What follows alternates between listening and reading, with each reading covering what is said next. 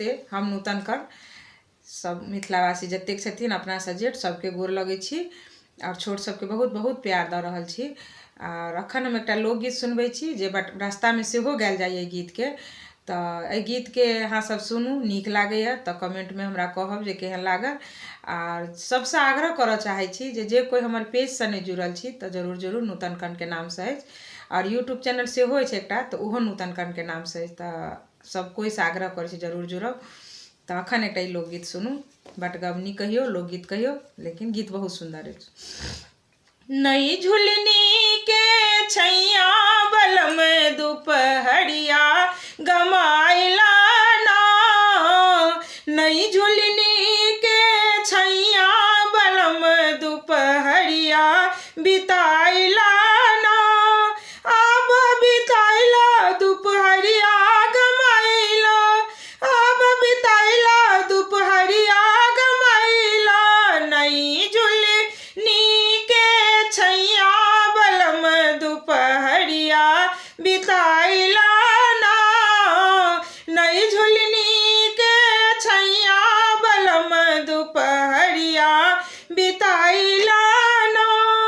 4 महीना राजा जाड़ा के दिन माँ, 4 महीना राजा जाड़ा के दिन माँ, जाड़ा के दिन माँ हो जाड़ा के दिन माँ, जाड़ा के दिन माँ हो जाड़ा के दिन माँ, थर थर कापे बदन माँ राजा दूसलवा ओढ़ाई दाना, थर थर कापे बदन माँ राजा तनी सलवा ओढ़ाई दाना, नई झुलनी के छैया बलम दुपहरिया बिताइला ना, नई झुलनी के छैया बलम दुपहरिया बिताइला ना।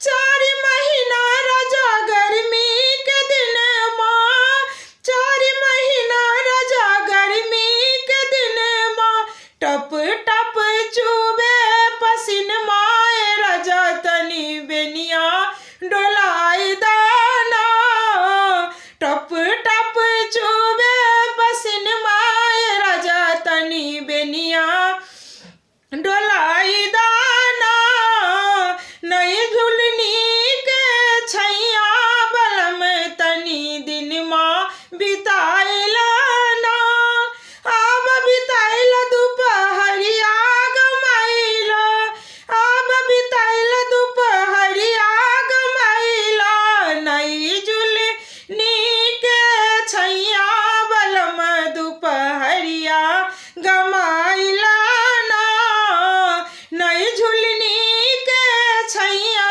बलम दुपहरिया गमाइला ना।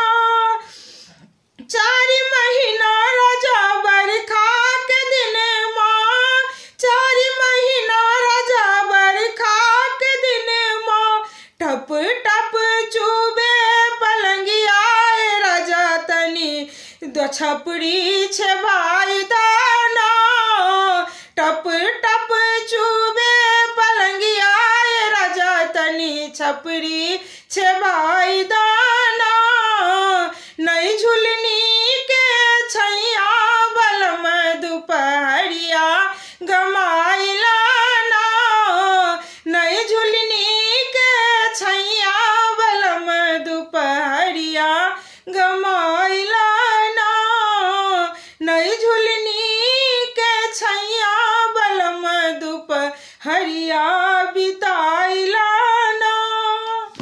धन्यवाद। गीत नीक लागे अहाँ सबके तो लाइक कमेंट जरूर करब, और जे कोई गलती भेल हुए तो माफ करब अहाँ सब।